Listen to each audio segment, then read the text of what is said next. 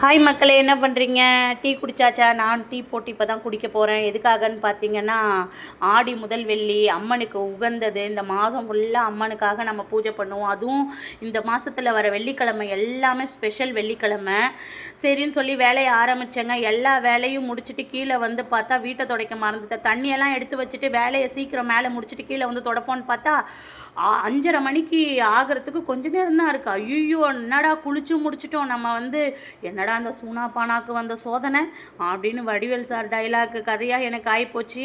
வீட்டை மறந்து காட்டுக்கு போனால் காட்டையும் காணா வீட்டையும் காணாங்கிற மாதிரி ஆகிப்போச்சுங்க. எப்படியோ நான் தொடச்சி முடிச்சிட்டேங்க.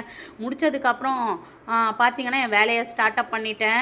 பொதுவாக வந்து பார்த்திங்க அப்படின்னா மாலை காலை இரு வேலையிலையுமே நம்ம வந்து வாசலை சுத்தம் பண்ணி கோலமிடணும் அப்படிம்பாங்க.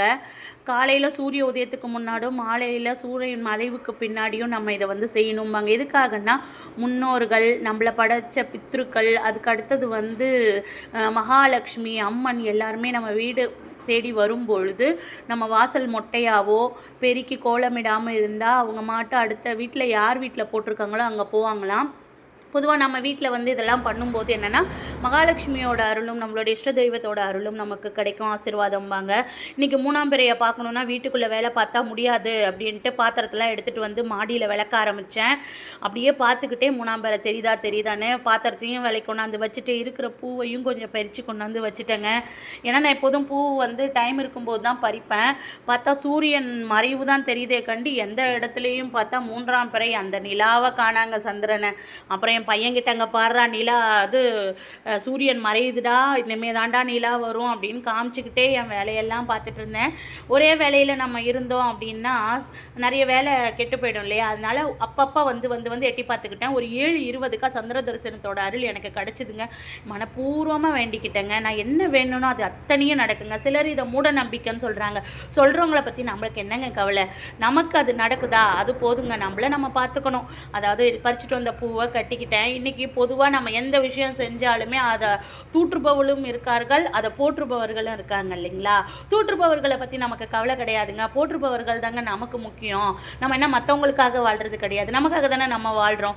எப்பயுமே பூ பறித்து வைக்க மாட்டேன். இன்றைக்கி சரி மாடிக்கு போனதுனால பூவை பறித்து நானும் வச்சுட்டேங்க. எப்பயும் போல எல்லாத்தையும் க்ளீன் பண்ணிட்டேன். நானும் என் பையனும் உட்காந்து பேசிகிட்டு இருந்தோம்.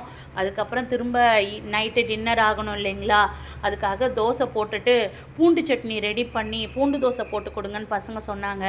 என் ஹஸ்பண்டுக்கும் பூண்டு தோசை பிடிக்கும். அதனால் வந்து என்ன பண்ணேன் அப்படின்னா முதல்ல 2 தக்காளி, 3 வெங்காயம், ஒரு 7-8 காஞ்ச மிளகாய் எடுத்துக்கோங்க. ஒரு கைப்பிடி நிறைய பூண்டு, இதெல்லாத்தையும் வதக்காமல் அரைச்சி எடுத்து அதை தாளிப்பு கொடுத்துருங்க. கடுகு உளுத்தம்பருப்பு போட்டு எண்ணெய் ஊற்றி தாளிச்சிருங்க. அதுக்கப்புறம் தோசை மேலே போட்டுட்டு நல்லா தூவிட்டு திருப்பி போட்டு எடுத்தால் சுவையான பூண்டு தோசை ரெடிங்க. எங்கள் வீட்டுக்கு ஆடி வெள்ளிக்கு நான் தயாராகிட்டேன். நீங்கள்